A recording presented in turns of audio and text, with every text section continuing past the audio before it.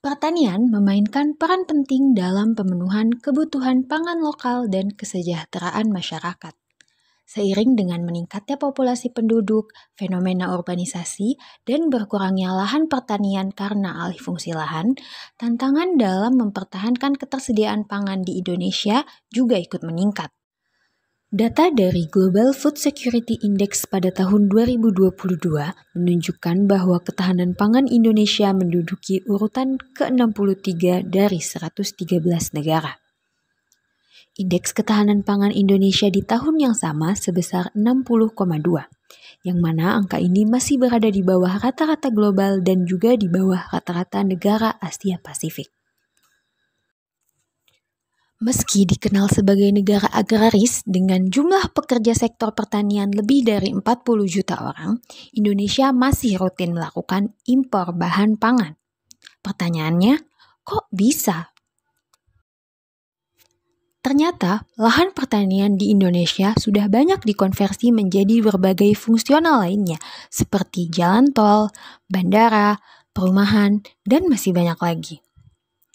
Hal ini berdampak pada produksi pertanian dalam negeri Indonesia yang tidak cukup lagi untuk memenuhi kenaikan jumlah konsumsi makanan penduduk Indonesia. Selain itu, petani yang juga mulai menua tanpa ada penerus di bidang pertanian menjadi faktor lain yang menyebabkan rentannya ketahanan pangan di Indonesia. Fenomena ini juga terjadi di Desa Sinarsari, Kecamatan Dramaga, Kabupaten Bogor. Lahan pertanian di Desa Sinarsari menjadi semakin sempit dan terbatas karena telah dikonversi menjadi perumahan. Soalnya kan sekarang mah tanah di rawa-rawa juga udah pada habis, diituin PT semua. Jadi susah. Kayak itu apa namanya? Tempat nyuci gitu. Udah pada nggak ada soalnya. Tempat nyuci sungai mah? Oh.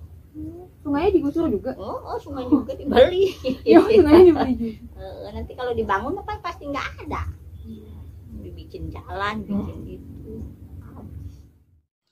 Lahan-lahan pertanian yang masih tersisa di wilayah desa juga bukan lagi menjadi milik petani, tetapi telah dimiliki oleh pihak developer.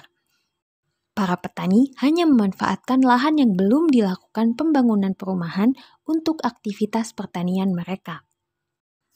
Seiring dengan berkurangnya lahan pertanian, regenerasi petani muda juga belum terlihat di Desa Sinarsari. Pemuda cenderung tidak terlibat dalam inovasi dan praktek bertani. Stereotip dan anggapan bahwa pertanian itu kotor dan tidak menghasilkan secara ekonomi masih menjadi momok di masyarakat. Ya nggak ada. Kenapa ya tahu kan? Nggak tahu itu. Kalau Bapak lihat. Kalau capek kalau di sawah pada nggak mau. Itu kalau dari Bapak sendiri ngajakin anaknya ke sawah gitu nggak sih Pak? Bisa kayak ngajarin anak Bapak tahu gak cara bertani? Ya sudah nggak mau. Gitu. Capek katanya, kotor dekil katanya gitu. Pada nggak mau. Jika hal ini dibiarkan, keberlanjutan pertanian menjadi mustahil untuk diwujudkan. Kebutuhan pangan akan mengandalkan impor dari luar, padahal menanam tidak perlu banyak lahan. Oleh karena itu, peningkatan kesadaran masyarakat, khususnya pemuda, menjadi penting untuk dilakukan. Kami mengajak pemuda Desa Sinarsari untuk berdiskusi bersama mencari solusi dari berkurangnya lahan pertanian di Desa Sinarsari. Faktor lainnya itu karena pupuk, yang pertama pupuknya mahal, tapi hasil taninya itu gimana ya, rugi, bisa dibilangnya rugi gitu kan ya. Jadi petaninya juga jadi gimana ya, nggak balik modal gitu. Selain dari Pemuda dan pemudi Desa Sinarsari sepakat bahwa keberlanjutan pertanian dan ketahanan pangan adalah suatu hal yang penting untuk diperjuangkan. Pelatihan dan praktik menanam secara hidroponik tanpa membutuhkan lahan yang luas dapat difasilitasi oleh pemerintah Desa Sinarsari. Selanjutnya kita pakai benih. Nah, benih-benih yang dipakai untuk hidroponik itu biasanya benih sayur. Untuk yang awal-awal, untuk yang yang umum lah, itu pakai sayur. Karena apa? Sayur daun itu relatif mudah untuk ditanam. hidroponik itu paling minimal itu yang penting itu satu, ada wadah untuk menampung airnya. Nah, wadah untuk menampung air ini syaratnya itu dia tidak tembus cahaya.